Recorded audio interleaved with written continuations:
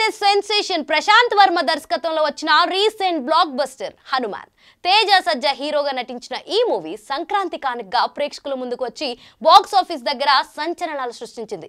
ఇప్పటి వరకు ఈ చిత్రం వరల్డ్ వైడ్ గా 300 కోట్లకు పైగా వసూళ్లు రాబట్టింది. ఈ సినిమా చూసిన ఓ నెటిజన్ తనకు హనుమాన్ కంటే లెజెండరీ దర్శకుడు కృష్ణవంశీ తీసిన శ్రీ ఆంజనేయ బాగా నచ్చిందని చెప్పాడు. ఎందుకో తెలియదు కానీ ఆ సినిమా ఫ్లాప్ అయిందని నెటిజన్లు ట్వీట్ చేశారు.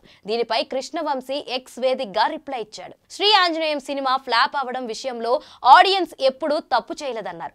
వారికి సినిమా నచ్చలేదు అంటే ఏదో పొరపాటు జరిగి ఉండొచ్చని చెప్పారు. కొన్ని అంశాల విషయంలో తాను తప్పు చేసి ఉండొచ్చని అంటూ కృష్ణవంశీ రాసుకొచ్చారు. కాగా ఈ పోస్ట్ ప్రస్తుతం వైరల్ గా మారింది. కృష్ణవంశీ డైరెక్షన్ లో వచ్చిన శ్రీ ఆంజనేయ 2004లో విడుదలై బాక్స్ ఆఫీస్ వద్ద డిజాస్టర్ గా మిగిలింది. ఇక ఈ సినిమాలో హనుమంతుడిగా ప్రముఖ నటుడు అర్జున్, హనుమాన్ భక్తుడు అంజీగా నితిన్ నటించారు.